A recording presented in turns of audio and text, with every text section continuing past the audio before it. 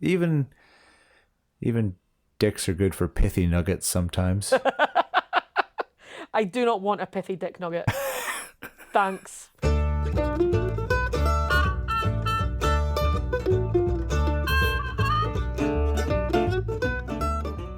Hello and welcome to Lexitecture, a podcast about word origins and histories. My name is Ryan, and in each episode my friend Amy and I bring a new pair of words to share their stories with each other and you. You can find our past episodes and the occasional blog post on our website at lexitecture.com. Follow along with us on Twitter and Facebook at Lexitecture, and if you really like what we do, you can support the show at patreon.com/lexitecture. Today's episode, Destroy Present. An episode in the first month of the year. An episode. Oh, man. We are sorry. We are sorry that there has been so little wordage happening. There has 2024 was not the year of the Lexitecture at all. No. No. It really was not. Not what you'd call a banner year. Unless that banner says, oops. Yeah. But we're here now. Would you like to kick off this? Right here, right now. Would you like to kick off this quarter of this century? This quarter of the century is on. It's on, man. Super. Let's go. Delightful. Will I go first? You will Or go would first. You like to? I think you can go first. Awesome. It's so long. It's such a long time since. Again, sorry about that. Sorry. We're not going to go into all the actually quite mundane, boring reasons why this hasn't happened for such a long time. It's been a really long time. So let's just say we are truly, we apologise deeply for that situation. But we are here now. Yeah. And Yes. I was a bit like, how do I think of a word to talk? Like, how does one do this? How does that this happen? thing? And then fortunately, I got a little help from my dear husband, Okay. who likes to ask me questions about words sometimes, and who has this sort of like unassailable sense that I will always know the answer. That's nice. Which is it nice? He's often disappointed. Like, I honestly feel like he should know by now that often I go, huh? Or I say, you have the same Google as me, or something along those lines. But when he asks me and I don't know the answer, he's always very indignant about it, and is like, but you're supposed to know. Oh, okay. And so he asked me about a word that is actually not the word I'm going to talk about today, but it is related. It's relevant. Okay. For once in my whole life, I'm talking about something relevant. And he said, so debase is a word, right? But can you base? Oh. And I said, oh, interesting. I don't know. And then, because I'm like kind of a dickhead who likes to know something, even if it's not what you've asked me about, I told him about orphan negatives, as we heard way back when from the wonderful Susie Dent. Yeah. Words like disgruntled, we don't have gruntled. Discombobulated. Nonchalant, we don't have chalant or chalant, however that would go. Yeah. And I said, I actually don't know if debase is an orphan negative. I'd have to look it up. I'd have to find it out. But I didn't do that until I started preparing for this episode. But it did make me a little bit more curious about DE words. Yeah. Basically, and I started to think about, what particular column they might or might not fit into. And so that brought me to the word that I am going to talk about today, which is destroy. Oh, cool. And you just made that noise because I'm going to guess, as was the case with me, it's sort of a stealth DE word. Yeah. You don't really think of it as being a word that's got a DE at the beginning of it. No, you don't. And so I was curious about whether or not it was one of those words and what was going on. So this is where my curiosity took me to, and this is what I'm going to talk about today. Cool. So it is in fact a Lego word. It's made up of two pieces that click together neatly, and the first part is that DE, and then there is the stroy part. I'm going to talk about the stroy part first. Okay. And there is a reason for that, which may or may not become clear depending on how much I stick to my notes, basically. You've all been here before. You know what this is like. God knows what we'll be talking about in another few minutes. Yeah, you never can tell. So the OED defines the word destroy as, there are actually 7 different meanings given. The first is to pull down or undo that which has been built, to demolish or to raze to the ground. Now, I will say that often when I look at words in the OED, I am sort of whimsically surprised by the different senses of the word. Because, the OED is a proper, capital letter proper dictionary. Mm-hmm. And it has way more information than most people ever actually want about a word, even when you're word nerds like me and you, and you're actively looking for a bit more information. So it gives 7 different definitions for the word destroy. And of course, as is often the case, some of them are obsolete, some of them are fairly niche. But what I was struck by is that, I don't want to tell the OED what to do. I don't know their job. Right. But honestly, I sort of feel like they might have over-egged the pudding a little bit here. Because while there are some very slight shades of difference, pretty much they all mean the same thing. Right. Yeah. So let me show you. There's the first is to pull down or undo that which has been built. The second is to lay waste, ravage, make desolate. You're like, okay, that's slightly different, but I mean, they're at least related.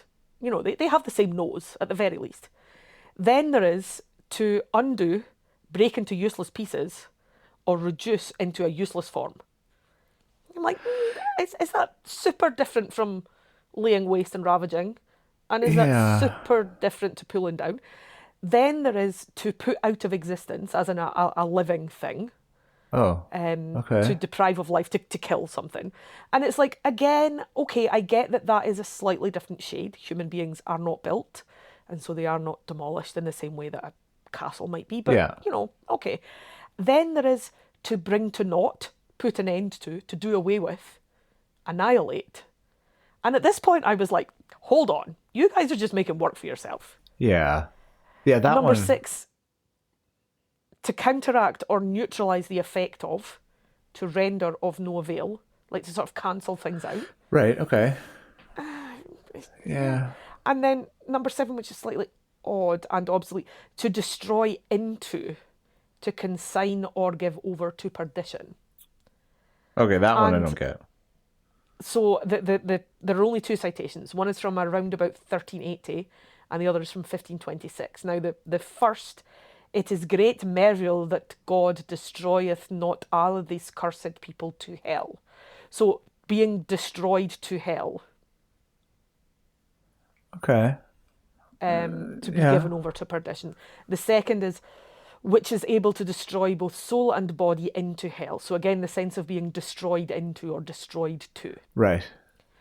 And there is an additional sense given, which is that the last one, to put a sick or unwanted animal to death deliberately and humanely. Okay, so sort of euthanasia of an animal. And so I'm like, okay, 8 different definitions.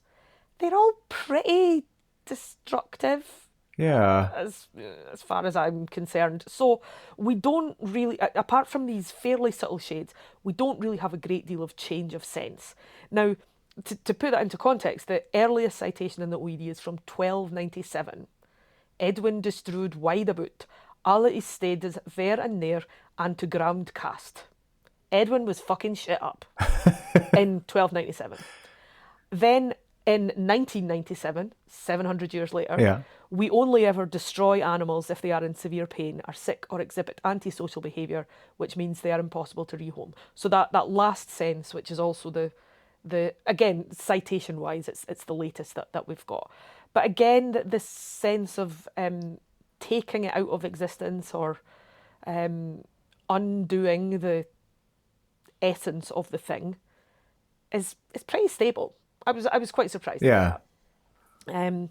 I did get very excited because, verb to noun to adjectives to figurative senses, all that stuff that usually goes on.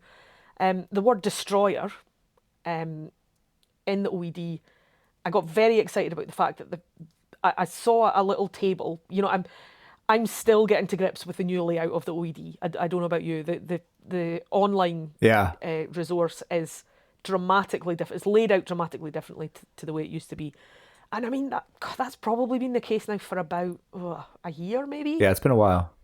It has been a while. But I still... What's cool is I'm still kind of finding things that I didn't realise were there. But that does mean that sometimes it's not that easy to find the stuff that I did previously. That you did know was there, yeah. Yeah, exactly. Anyway, so there was a list of related words, and one of them was destroyer. And it was given in a little list, and the definition given was a type of small, fast warship armed with guns, torpedoes, etc., used for escort work, attacking submarines, etc., originally built for attacking. And I got very excited because the date next to that word was 1382. Oh. Yeah. Okay, so they were at the very cool shipbuilding as far back as that. But then I clicked on it, clack, not sure. then I gave it a clack. Yeah. And found that was in fact the second meaning. So that usage applies. The first citation given is 1893. Before that, in the 14th century, the word destroyer was given to people, or at least entities, right, which is fairly badass. Yeah. A couple of the citations given for that first sense refer specifically to Apollyon. Now, Apollyon is the Greek translation of a Hebrew word, Abaddon, and Abaddon appears in both Jewish and Christian texts. It refers to both a place of destruction, and also to an angel of the abyss, which is pretty metal. Yeah. So there is Abaddon in the Greek, Apollyon in Latin, I think Interminus. So these sort of three versions of this angel or mythical figure or mythical place wherein, everything is destruction. I refuse to believe that there isn't a metal band out there called Angels of the Abyss. That's very, very much my, that was my train of thought. Oh, speaking of which, okay, remember how we had OCS? Yeah. And remember how, that doesn't come up in conversation all that often. Correct. Particularly with, dear listener, you should understand that the reason that this podcast happens between Scotland and Canada is because there aren't that many people nearby. You can, I don't, maybe you live in a different world or university department to me, but most people don't really care about hearing me speak about words. I don't know, that's a weird thing to say to people who are deliberately listening to me talk about words, isn't it? Anyway. Not necessarily in the immediate vicinity, though. Yeah, no, proximity, not really the thing. Thank God for the internet, is what I'm saying. Correct, yeah. Yeah, so when Old Church Slavonic pops up in conversation, you'd better believe my wee ears were pricked up. Oh, for sure. And the unlikeliest of sources too, again, my husband, who was talking about a band that he saw at some point last year, and he said it was perhaps the weirdest gig, maybe not the weirdest gig ever he's been to. We once saw a band called Mono in Korea, and that was a very, very odd experience. But the the band are called it's complicated because these things often are. The band were called Batushka. Okay. And Batushka, then they had a split, and then there were two bands calling themselves Batushka, and then one sued the other. So one's now called Patriarch, and the other one's called Batushka. And when I asked my husband what kind of music it was he was going to see, he said, I believe I've heard them described as, I'm sure the word he used was liturgical metal. Oh, okay. And I was like, okay. He's like, yeah, like robes, chanting, incense, that kind of thing. It's not really my bag, but I'm going to go along and see what it's like. Anyway, both Patriarch and Batushka have songs in Old Church Slavonic. Wow. So if you're interested in hearing what that whole thing sounds like, I believe they're on Spotify and Neat. other places where people get music. But yeah, if they don't know the guys from Angel of the Abyss, I'd be surprised. They should, yeah. Yeah, they should get together. I feel like they'd have chat. Definitely. One of the very lovely things that I also discovered on, poking about in this slightly unfamiliar OED online version is that there is a historical thesaurus. So I wasn't really sure what that meant, but when I clicked on it, it informed me that from around 1340 until around about 1611, the word destroyer was sorry, I've done this the wrong way around. A loser was a destroyer. Those two words meant the same thing. Oh. So if you can be both a loser and an angel of the abyss, I feel like that's kind of cool. That is pretty great. Wow. So I guess that the sense of the loser being the one who caused others to lose things, rather than Interesting. Okay. the one who themselves lost.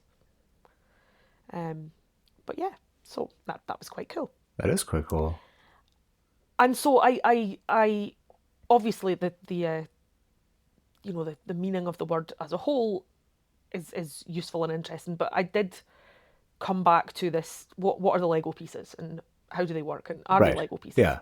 So the D part, I'll get to it, but the second part is from a Latin word struere, struere, and it comes into English from Latin via Old French, where they had destruit.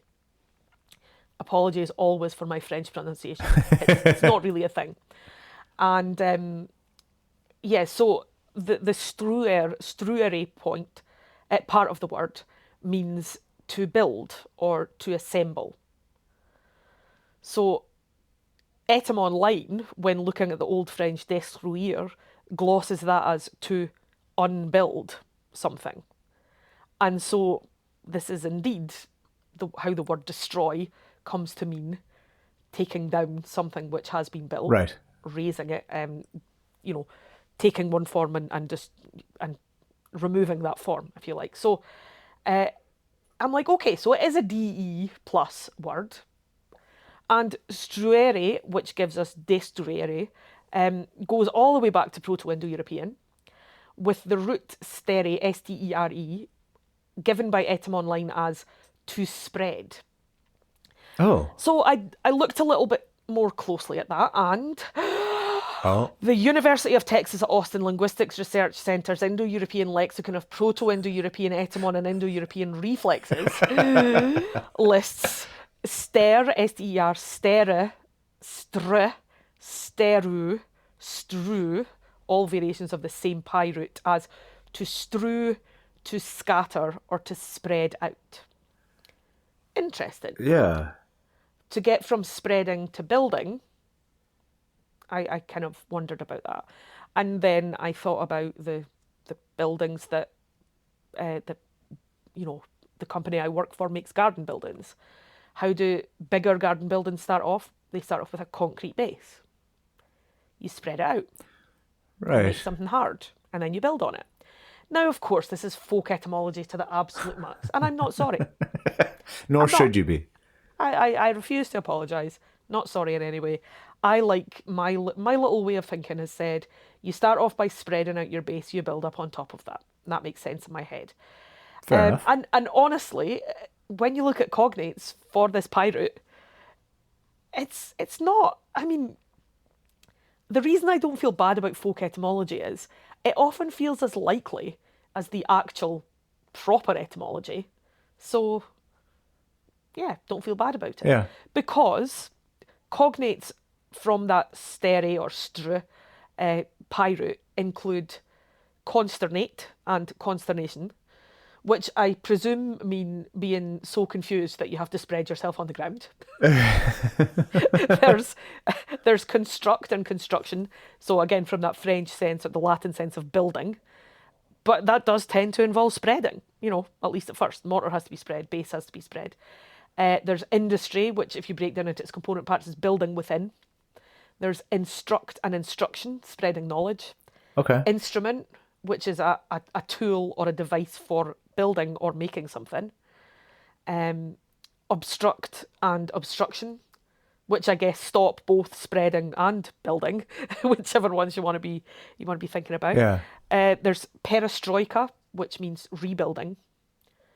Prostrate, spreading out on the ground again. Right. Yeah. I mean, I'm a fan of a lie down, so I'll take that. Yes. There's sternum, as in the breastbone, which is a flat, Right. Yeah. spread out bone. Okay. And it also gives us you know how I love any chance to talk about an anatomical term. Yeah. But I do like this one a lot. In fact, I may have spoken about it before. It's one of these things that I often mention. Sternocleidomastoid. Okay. Do you know what a sternocleidomastoid is? Nope. You have two of them. Oh, bonus. The sternocleidomastoid is the muscle that runs down the side of the neck, and it creates a kind of a V shape at the front of the throat. Okay. You know what I'm talking about. Yeah, I think so. So the first thing that I always tell people about the sternocleidomastoid is that I read this somewhere to do with like cartoons and animation. If you are drawing if you're drawing a non-human character and you want them to seem friendly, give them an SCM, a pair of SCMs. So give them that feature of the muscles down the side of the neck. So if you're drawing, let's say, an alien or a half crab, half lion hybrid thing, Okay. but crucially, it's the protagonist or it's a friend. Okay. SCMs make it just human enough that it's familiar enough to seem friendly. Interesting.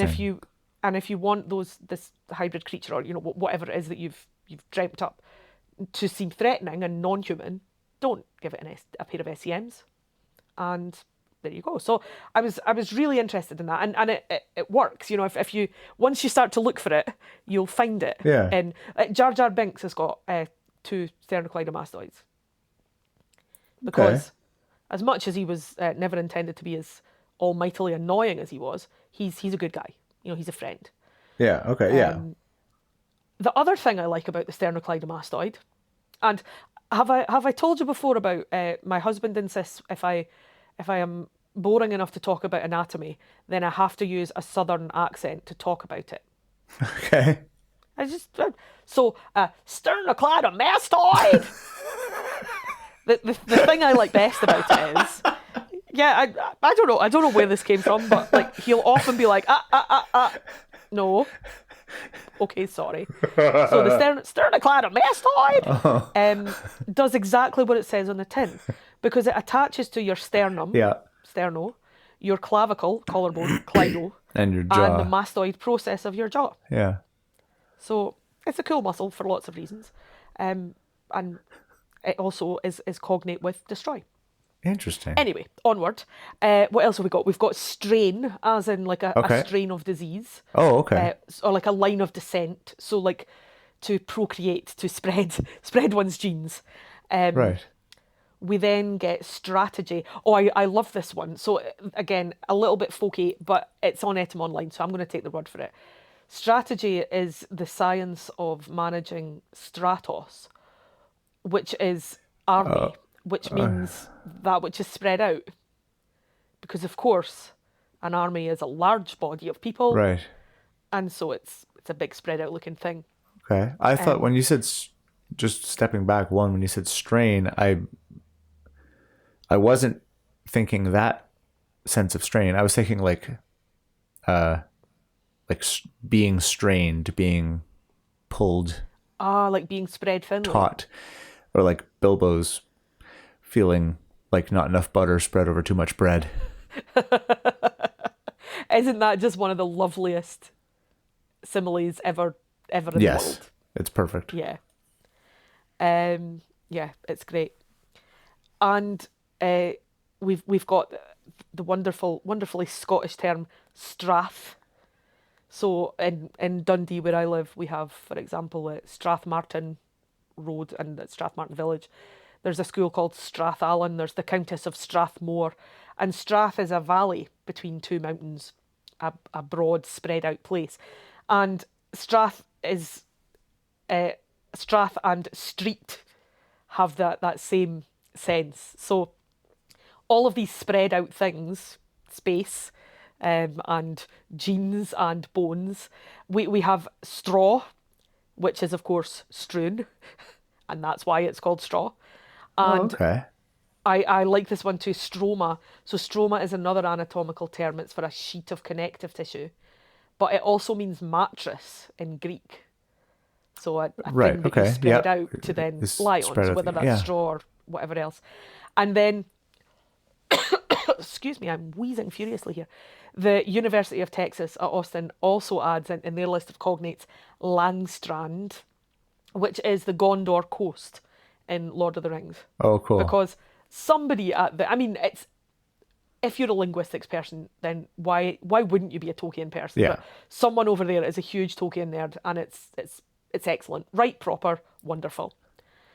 I was also interested to find, so we've got all these lovely cognates with the str or the st sound in there, but of course, while that root is defined as spread, the English word spread does not contain that str sound. Yeah. Because, of course, it's Germanic. Yeah. Oh, okay. Yeah. Right. Yeah, so it hasn't come from those. Many of them come from the kind of Latin root, not all of them. It's spread is Germanic, and ultimately it's of uncertain origin. So its cognates exist in many Germanic languages, past and present, but ultimately we get to that great shrug of somewhere. Yeah. Yeah. So that's the straw part, and as I should say, since I started off being curious about orphan negatives, straw is also in the OED, but it is there as a variant of destroy. It isn't there as a separate word or a separate. Okay. Gotcha. With its own etymology. It's just, let's chop the first part off because, humans are lazy. Right. Yeah. But the D part of the word is, it's there and it's been retained, which is interesting because, if we were so lazy that we didn't want the D, we could have just gone with straw. But straw became obsolete a long time ago. So the DE part, man, these little prefixes, they're so interesting. Yeah. They have so much juice to squeeze out of them for their relatively small size. So the definition given is Latin adverb and preposition of separation in space, meaning down from, off, away from, and figuratively concerning, by reason of, and according to. Okay? Jeez. Okay. And then, because it's such a small little word, the OED entry is, of course, massive. Yeah, of course. It's always the case. And I thought this was interesting. I'm not going to read the whole thing. There are a lot of examples given in this passage from the OED definition. But in Latin, DE had also the function of undoing or reversing the action of a verb. E.g., armare to arm, de-armare to disarm, decorare to grace, de-decorare to disgrace. And there are various other examples of that. And of forming verbs of similar type from nouns. And this is very much what's going on here. So the Latin struere, de-struere, we are undoing or reversing the action of building. So that gloss given by Right. Etym Online is to unbuild something. That works pretty well. So we've got this D sort of taking away or undoing or reversing things. A similar idea was usually expressed in classical Latin by the prefix dis. So, like as in agree and disagree. Right. Okay. Yeah. And then in post-classical Latin, dis became the preferred form. And although some Latin words in D lived on, or they were adopted into Romance languages, all new compounds were formed with des, D-E-S, and even many of the Latin words in DE were remodeled in the Romance languages with des. So you get Latin words like dearmare, decarnare, and in Old French they became desarmer. décharner, and so on.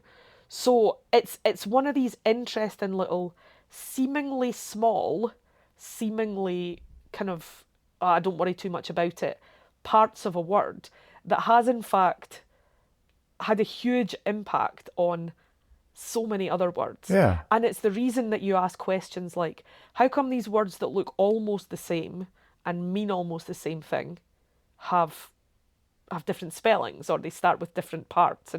And so I guess it's because of decisions like this, where D was fine for as long as it was fine, and then somebody changed their mind and said, actually, we like this instead.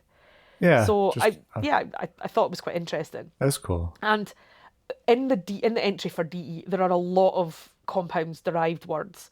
But interestingly, destroy isn't listed as one of those.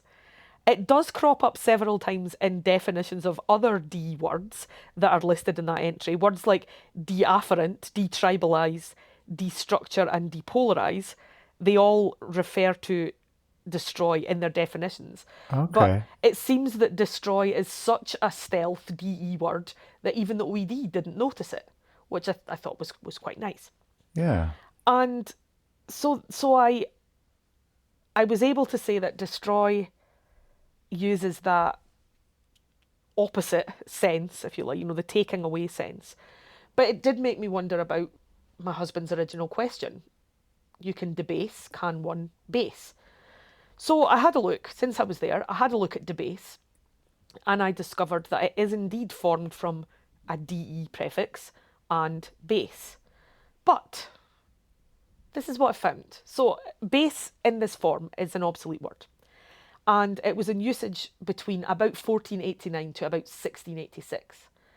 And it's defined by the OED as to lower, to bring, throw, or lay down. Okay? Okay. That is to base. Yeah. Right? And then we have debase slightly later, and it's given, there are various definitions given, which honestly I think are not that different. So the earliest citation given is 1565.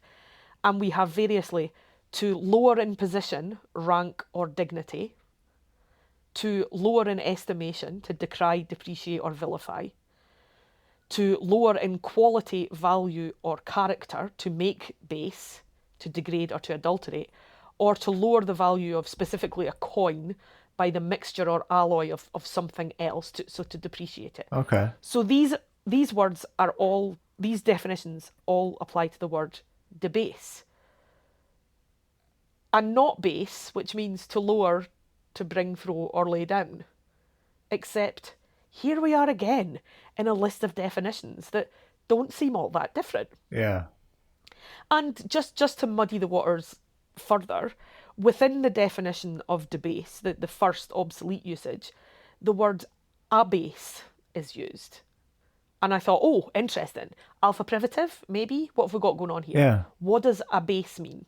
So I looked up abase, and I found that it, again, is an obsolete term, but first used in about 1393, so significantly earlier than either base or debase.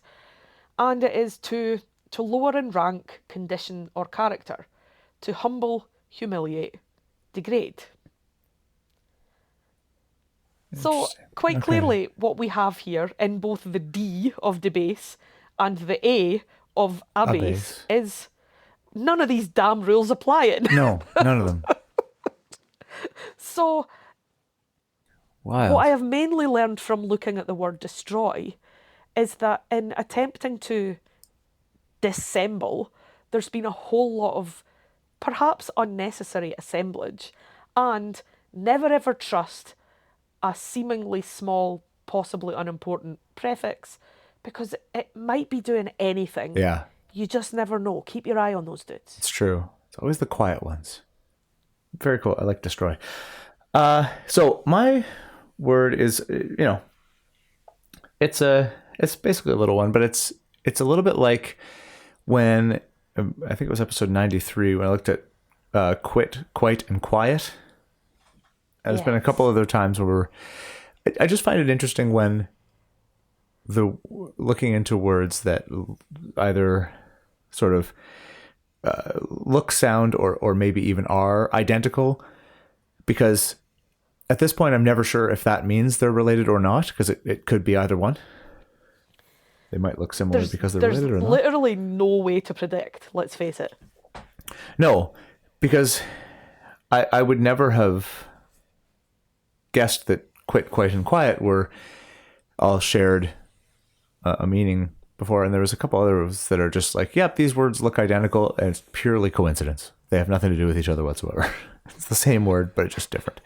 I think pitch was like that, where there was just completely different, utterly unrelated, even though they're the same in spelling and pronunciation. So I wanted to look at this.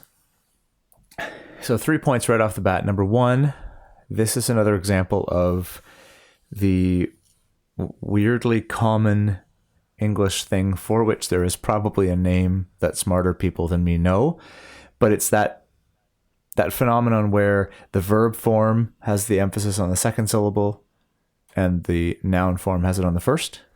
Yes. So like produce and produce, record, record, that kind of thing.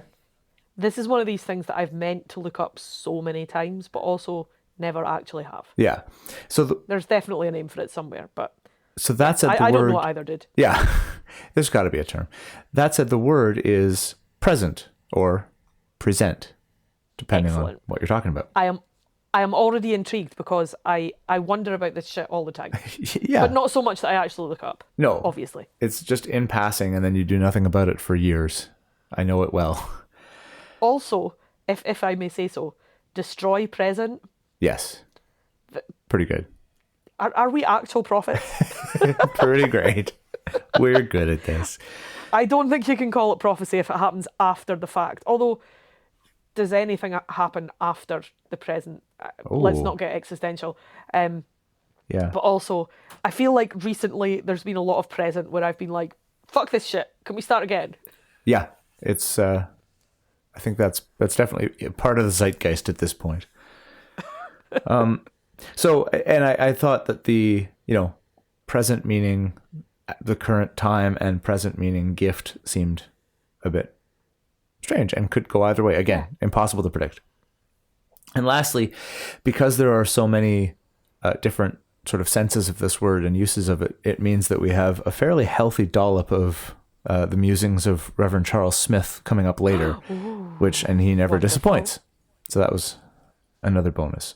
So when you look up present in the OED, as you know, you get the first thing you do if there's a bunch of sentences, you get that you land on a page where it just lists all these different, summarizes the different senses. Yeah. In this case, there are 6, and I'll just run through them real quick. Date by earliest citation, just ordering them chronologically. So, 1225, we get the first noun use, meaning the present time, the period of time now occurring. 1230, you get second noun use, which is something that is offered, presented, or given as a gift. By 1300, we have present as a transitive verb to bring or place a thing before or into the hands of a person for acceptance. Okay. 1340, we see present as an adjective or adverb, as in beside, before, with, or in the same place as the person who or thing which is the point of reference. So the present company excluded, like that kind of thing. My brain just exploded a little bit, but that's all right because earlier I was reading about deixis, which is the same sort of brain explosion.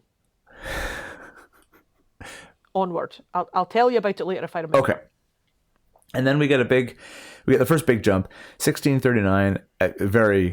This is the least frequent use. So if you've never seen the OED online, what it gives you is the word and the sort of grammatical function of the word, a brief definition. It gives you the date or the date range if it's a word that sort of has become obsolete. And it also gives you a little like gradient bar graph thing to indicate like frequency or commonality of the word. 1639, we get the least frequent or common version, which is a variant of present, P-R-E-C-E-N-T.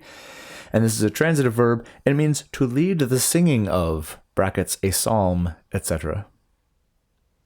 Which I'd never heard before, but... I had also never heard before. That's interesting. And then 1777, third noun use, present the position of a weapon when presented, especially the position from which a musket or rifle is fired. So fairly niche, but there you go. So it needs to be pointed out that when you're dealing with citations from 800 years ago, the difference between 1225 and 1300 is basically zero. Like, there's not a lot you can glean from the fact that they were written down 75 years apart, let alone the difference between 1225 and 1230.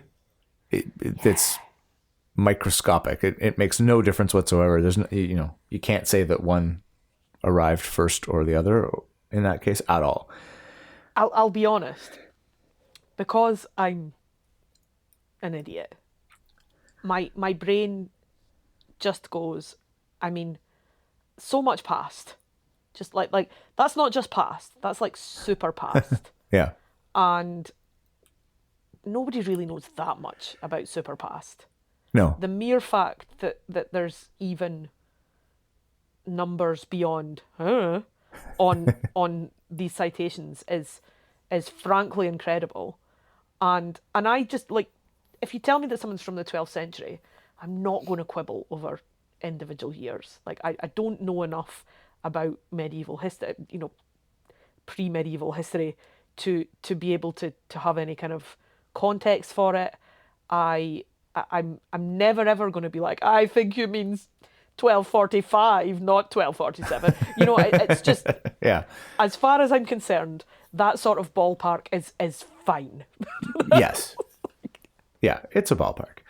Now, that said, I mean, this is either interesting or it is just the perfect illustration of that very concept. That when you look at the earliest cited noun form, so the present time, again, 1225 first appears in print. If you open that up and look into its etymology section, the OED actually lists, it says probably of multiple origins, probably partly a borrowing from French, and partly formed within English by conversion. And then it lists as an etymon, i.e. an ancestor word, an etymon to the noun form is the adjective form that is first cited 115 years later in 1340.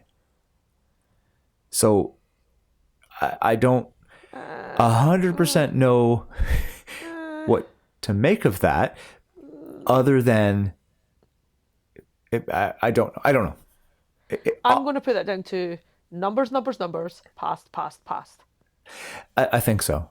I think that's probably all fair. I'm going to say about that. The end. Yeah, but it's interesting to note, and then I have no further comment. Yeah. Because I am unqualified. One thing that kind of goes, this is a particularly messy for the most part, but messy time in terms of the history of English, like the 12 to 1300-ish range, give or take a few decades. The Norman conquest has happened. French is well and truly seeping in, as is Latin from other sort of the European influence is coming at it from two directions. So you'll often see etymologies talking about how it could be a borrowing from French or it could be a borrowing from Latin. And it usually circles around because, of course, a lot of French comes from Latin originally as well. But it's because there was like the scholarly influx of European study bringing Latin into, bringing Latin in. And then you had the Latinate influence of French because that's sort of the common language that was spoken more and more at the time because of the Norman conquest. Face it, there were a whole lot of Romans in Britain. Well, yeah, exactly. And and there's the other thing is sometimes you'll get like Old English words that are weirdly close to early Latin because of the very, very early, the much earlier Roman presence, and it's all very muddled in general, but especially this time. English is a mess. Yes, correct. So yeah, it's a messy time. When you go back and kind of follow it back into Latin, there's a etymological dictionary, Latin dictionary that I have, because that's who I am. Yeah. That- When you look back at that, it looks like at the current time, in the same time, whatever, however you want to word it, is probably the one most closely related to the Latin praesens, like origin point ish of this word. Because that's basically, the Latin is formed with the prefix stapled to the front of a conjugation of the sum esse, the Latin verb to be. Mm-hmm. And so it's got a lot of kind of derivatives listed in this Latin etymological dictionary. It does talk about absence, consens or consentis, praesentarius, which means in ready money, praesentia, presence, a lot of different, just various Latin things, superesse, to be higher, to remain. What's interesting is the pre suffix usually means before, right? Mm-hmm. To predict, to tell before, to prescience, to know before, that kind of thing, Yeah. And so it's really before plus to be, and if you flip that around to the Latin English word order convention, you'd get to be before. But I'm not really sure how to describe why I think that's interesting, because it sort of seems like a conceptual, etymological, or linguistic pun, because before has a temporal sense to it.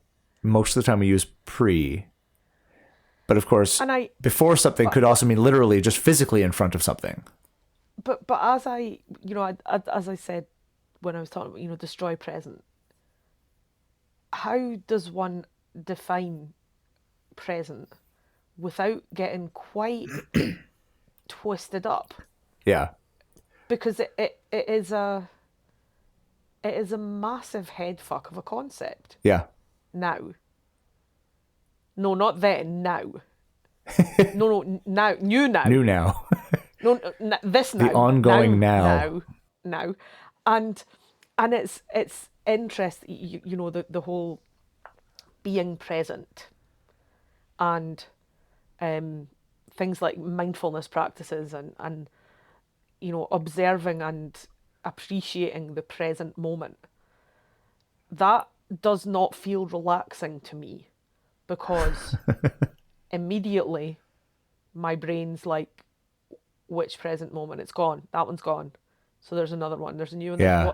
What am I supposed to be paying attention to? What's I think I'm sucking at this. Oh, now my brain's talking to me. Shit. Feedback loop. Yeah.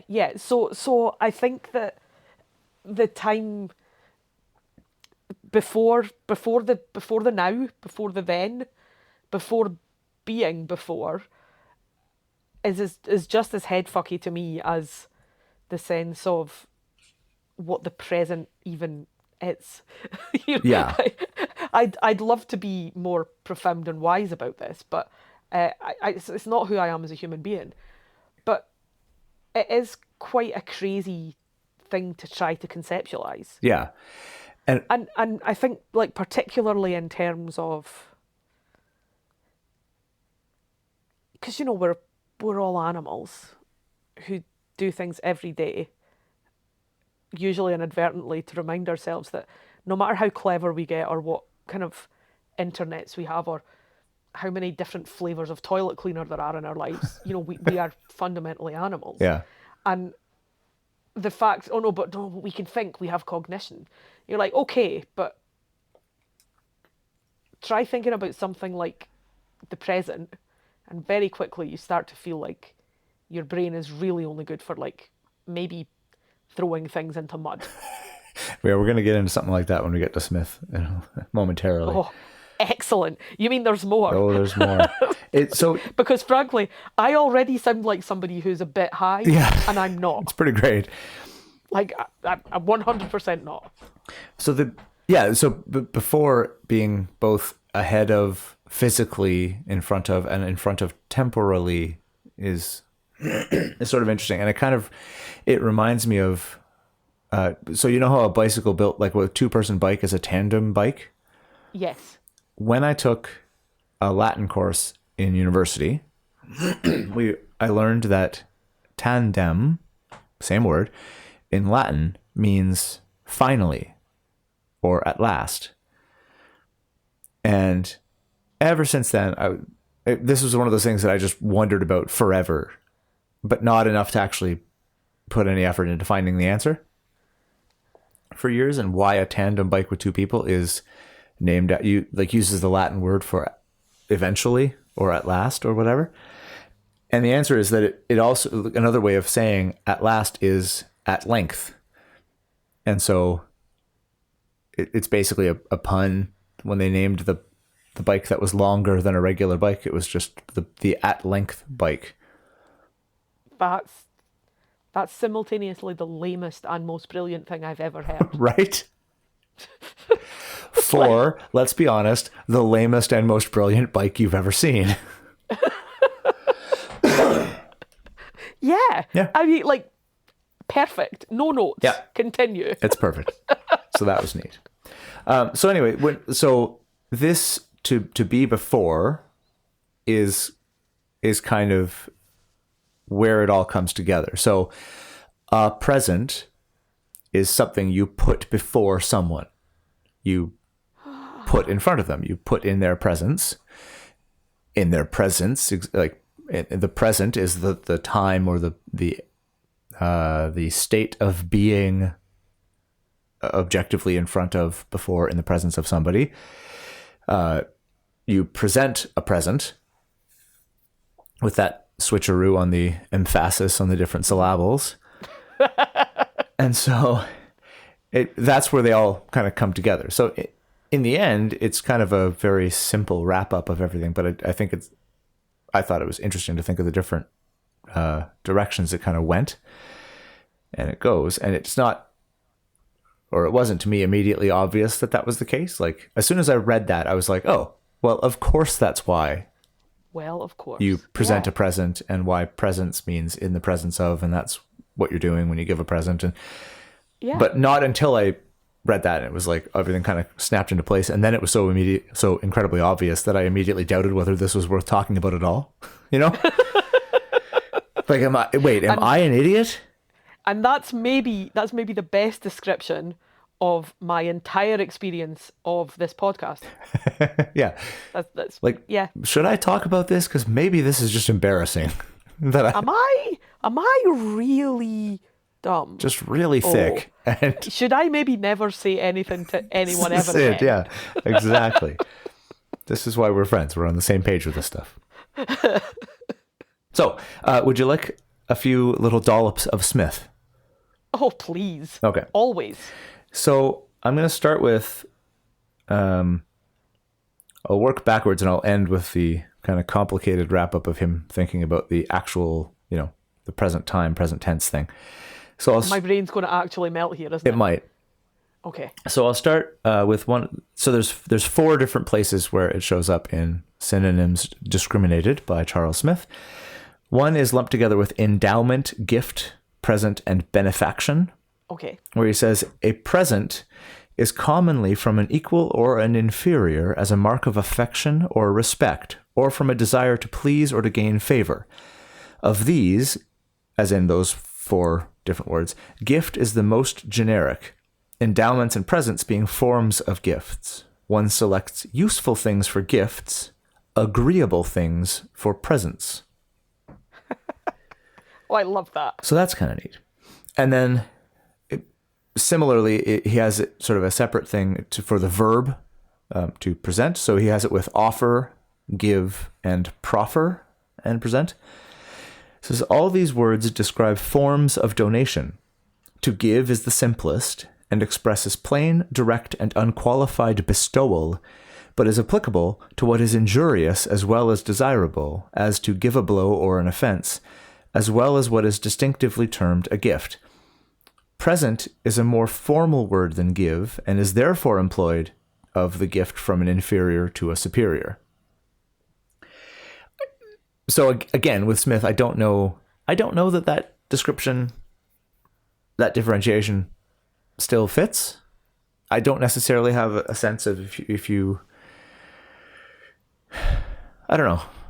Do I? Do you know what? Maybe I I do. love most about Smith? What? Like what we were just talking about, where you go, oh, maybe I don't actually have any right to be talking about this thing. I could be an idiot. Yeah. Oh, Smith has none of that. No. Like, it doesn't. I mean, I'm presuming it doesn't cite any authority. You know, Smith is not. Synonyms discriminated is obviously the work of much research and study, but I think what I love most about it is actually it's one guy telling you what he thinks. Yes. Yeah, he just Kind of clearly dressed sat down up. and thought hard about this stuff. Yeah, it's dressed up as sort of scholarly and authoritative, but what it mainly is it's beautiful, it's thought-provoking, it's like the expression is glorious. Yeah. But it's got such absolute authority Yeah. from a place of no authority, really. I No. kind of love that. Yeah, I do. So number 3 is it's along with introduce. So introduce, okay. and so the other one in the broader category is introduce. He says has 2 different senses basically. One of them is synonymous with present, and the other one is synonymous in a certain way with insert. So I've kind of excised just the bit where he talks about introduce as being a synonym with present or present. So in its other sense, and as a synonym with present, to introduce is to bring forward one person to the presence of another as an equal.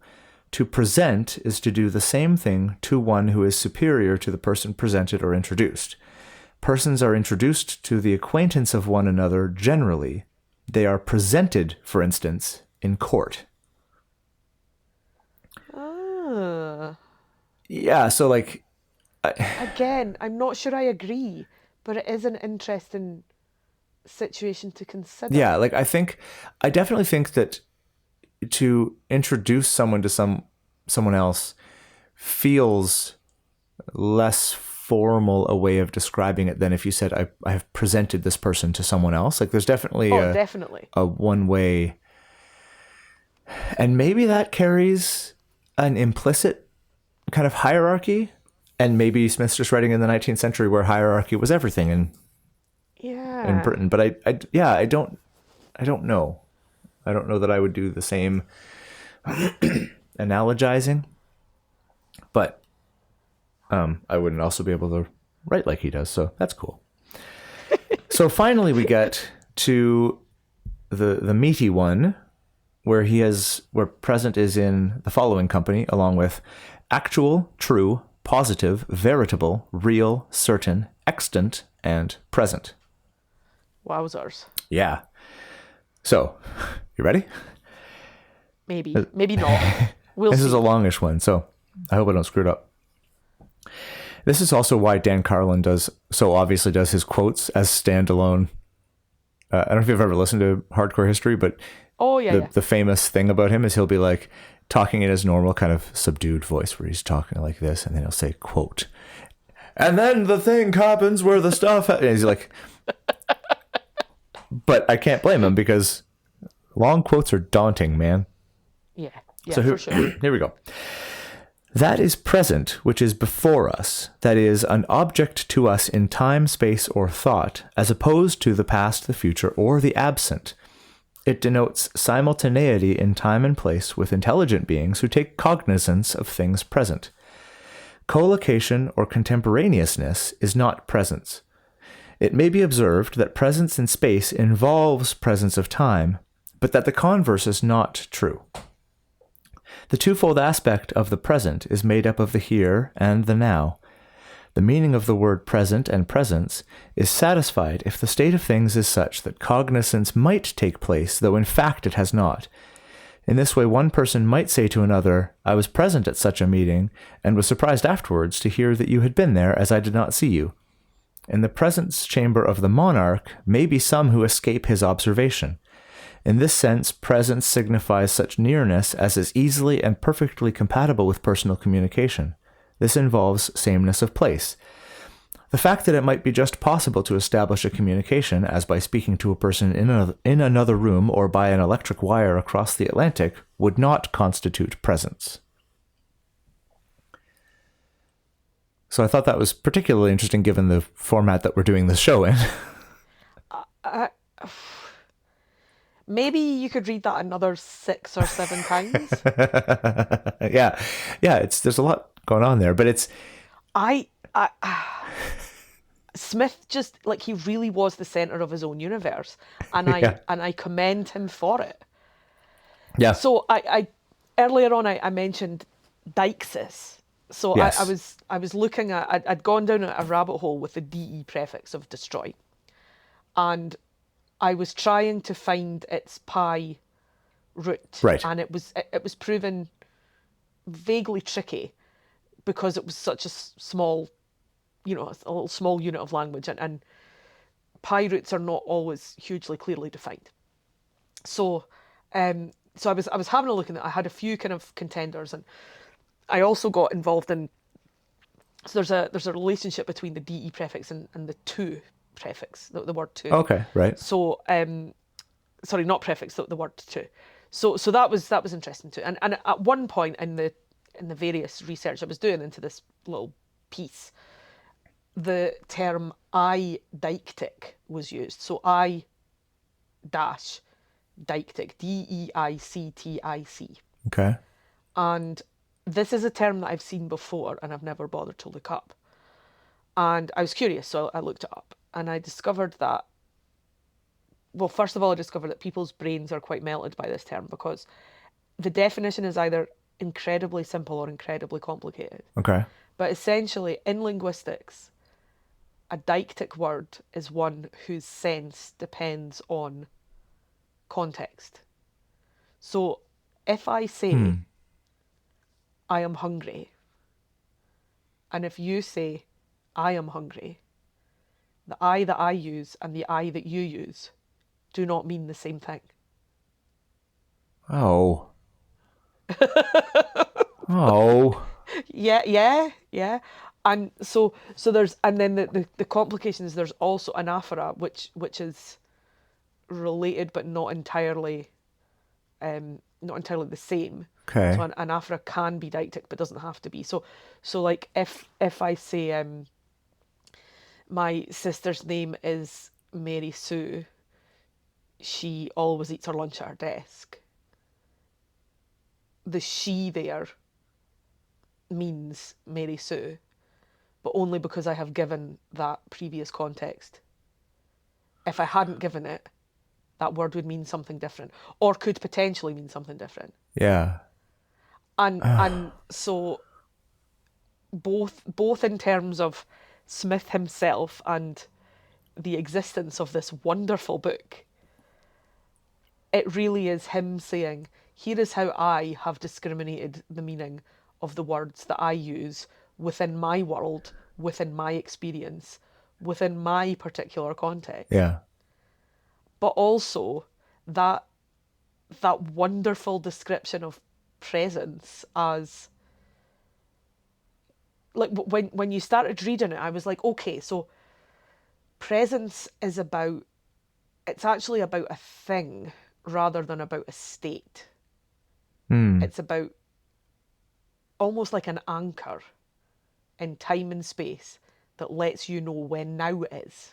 Now is sitting in front of this computer talking to my friend Ryan. And without those two extra objects or concepts, I don't have any sense of what is before me. Because, time is otherwise pretty meaningless. But then the idea of presence, as in we're near each other, like we're at the same time in the same place, but if I don't talk to you or if I don't notice you, do you even exist? Yeah. Yeah. I really like it. I like that, but I like that he does. It's not that he says that. I like that there's a specific allowance for the fact that it doesn't. You don't need to have noticed someone for them to have been Yeah. present. It's just that it would have been possible for you to notice them. Yeah, there is the potential for That potentiality of noticing is where the crux of it lies. The thing that happened to my brain when you pointed out that the word I does not have the same meaning in various contexts. And again, this is the thing where as soon as you say it and kind of get over the initial brain hurdle, is the most obvious thing in the world. Of course it doesn't. Obviously it doesn't. When I say I mean a different person than from when you say I. That's inherently obvious. and so does everyone else. Yeah. But the thing that happened in my brain when you pointed that out, when the best I could do was just make the same noise twice with slightly different intonations, was similar to what happened in my brain when one of my students in Korea came up and asked me which part of speech yes was. Oh, good luck. And I think I had a stroke. Like, I think my brain blue screen of death on me for a second, and I just stood there staring at this young child who had broken me.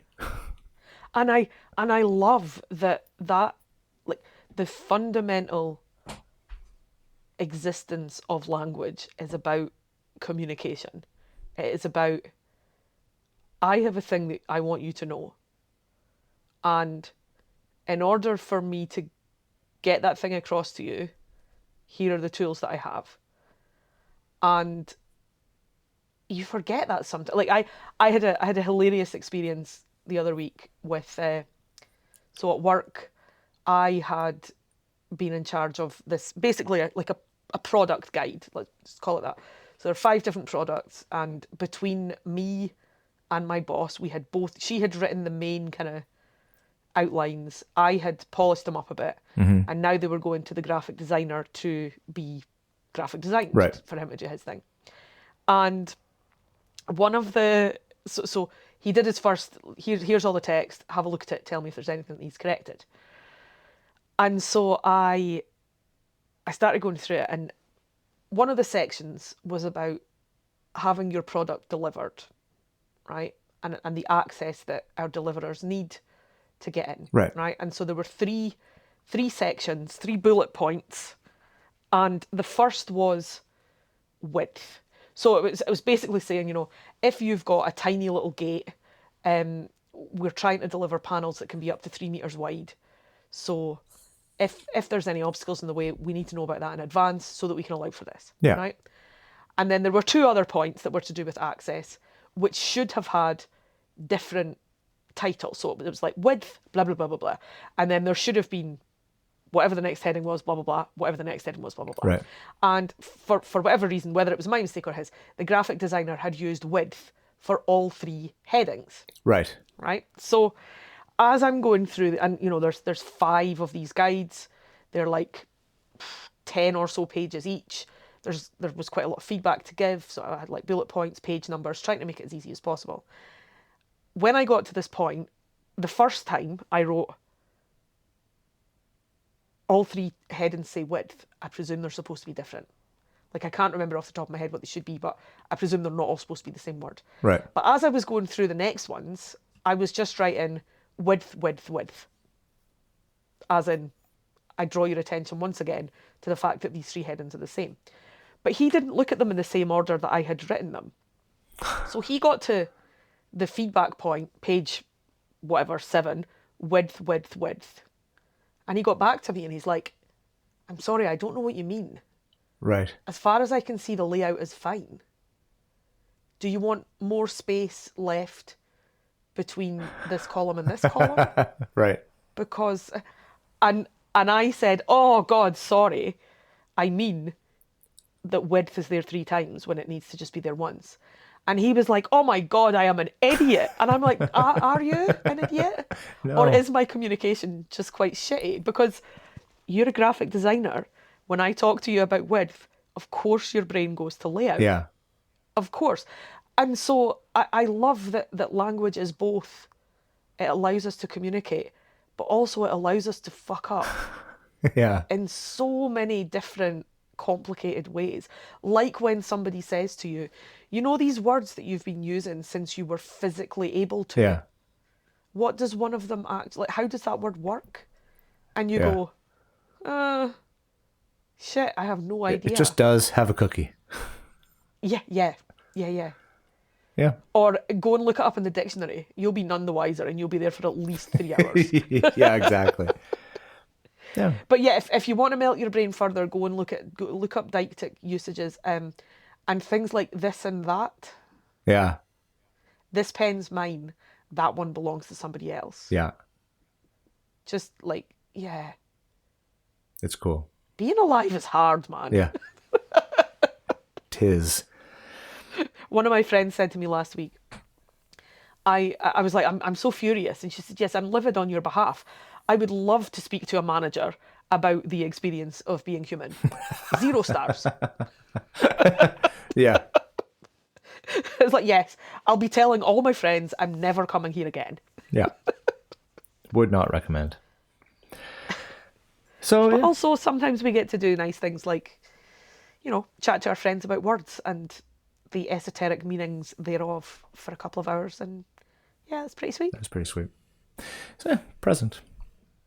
So that's cool. Present. We did a thing.